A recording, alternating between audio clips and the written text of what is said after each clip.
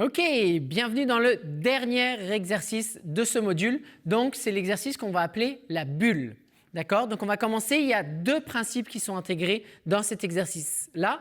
Un concept qui est celui de la mono-information que vous avez déjà vu et un autre qu'on va voir maintenant. Donc, c'est ce qu'on appelle le resisted release. Donc, en fait, l'idée, c'est qu'on a une bulle. Okay? Donc, ça peut être une bulle où on peut penser de la pâte à modeler aussi. Donc, en fait, l'idée, c'est qu'il y a une bulle normale, il y a une bulle compressée et il y a une bulle décompressée ou défoncée ou bref. Vous avez compris. Donc, bulle normale, bulle compressée, bulle décompressée. D'accord? Donc, en fait, il y a ces trois niveaux de bulles. D'accord? Chacun peut avoir des niveaux de bulles différents. D'accord? C'est-à-dire que si vous décidez que votre bulle compressée, elle est là, c'est correct, et que votre bulle décompressée, elle est là, c'est correct. D'accord? Il n'y a pas vraiment de limite.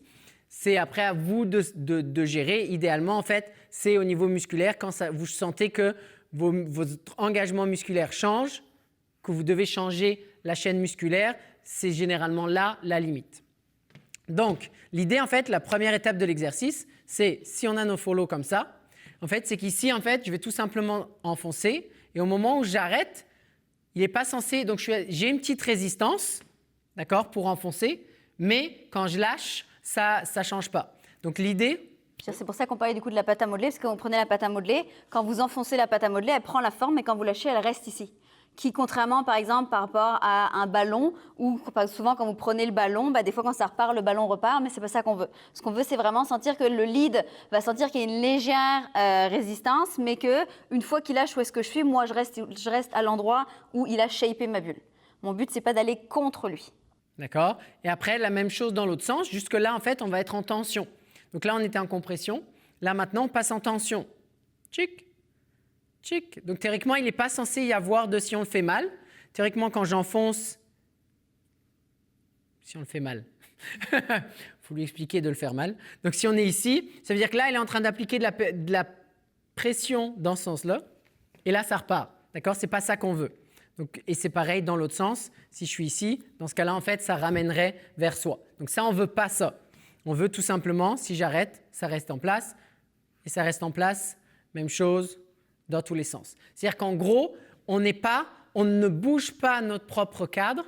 Okay? On est affecté par l'autre personne et on réagit à la consigne ou à la commande de l'autre personne. Un peu la même chose quand on parle de la mono-information où l'eau est affectée par le courant de la rivière ou par le barrage, mais l'eau ne dicte pas au barrage, va-t'en ou à la rivière, au lit de la rivière, de dire comme tourne à droite, tourne à gauche. Fait qu'on est vraiment en train d'aller dans le courant que nous donne le lead. Donc on verra par la suite qu'on peut influencer.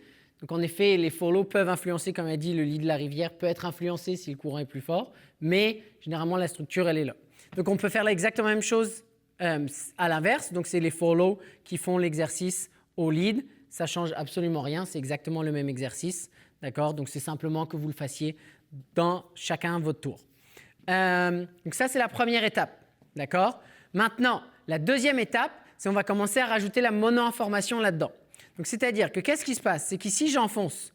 Une fois que vous êtes rendu à votre point de bulle compressée, là, vous ne pouvez pas aller plus loin. Ça veut dire que si moi, je continue à appliquer la même pression, là, vous allez commencer à reculer. D'accord? Et vu que vous êtes en mono-information, vous continuez de reculer. D'accord? Donc en fait, ce qu'on veut, c'est ici, si on repart d'ici, donc là, j'enfonce, d'accord? Là, elle part en mono-information. Là, en fait, si moi, je lâche, elle continue, d'accord? Est-ce que c'est moi qui suis en train de sortir ses bras? Non. Par contre, c'est moi qui ai posé ici la limite, ce qui fait que ses bras sont sortis jusqu'à temps qu'elle arrive à sa bulle décompressée, d'accord? Si je lâche, elle va toujours continuer dans le même sens parce qu'elle est toujours en arrière jusqu'à temps que je redirige comme on a vu dans la mono-information. Là, elle va avancer. Par contre, son cadre n'est toujours pas affecté jusqu'à temps que moi, j'applique de la pression. D'accord? Et ici, pareil, si je lâche, ça va réavancer jusqu'à temps que ça recule. D'accord? Donc si, par exemple, ici, je décide d'aller que jusqu'à un bout, ça va continuer jusqu'à ce bout-là, jusqu'à temps que je redirige. D'accord? Est-ce que c'est clair? Oui, parfait. Donc maintenant, on va faire la même chose pour les leads. Donc c'est exactement la même chose là.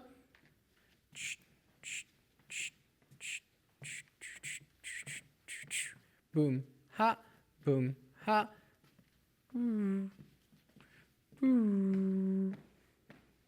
Yes. Donc en fait, on va toujours continuer exactement de la même manière dans cet exercice-là. Donc c'est vraiment la combinaison entre cet exercice ici, où en fait, c'est ce qu'on appelle resisted release, parce qu'en fait, il y a de la résistance, mais vous contrôlez le relâcher. D'accord? Donc c'est résiste et relâche. Donc en fait, elle résiste, pardon, mais elle autorise le relâcher. Et la même chose dans l'autre sens, elle résiste dans ce sens-là, mais elle contrôle le relâcher. Donc c'est le mix de ça avec la monoinformation.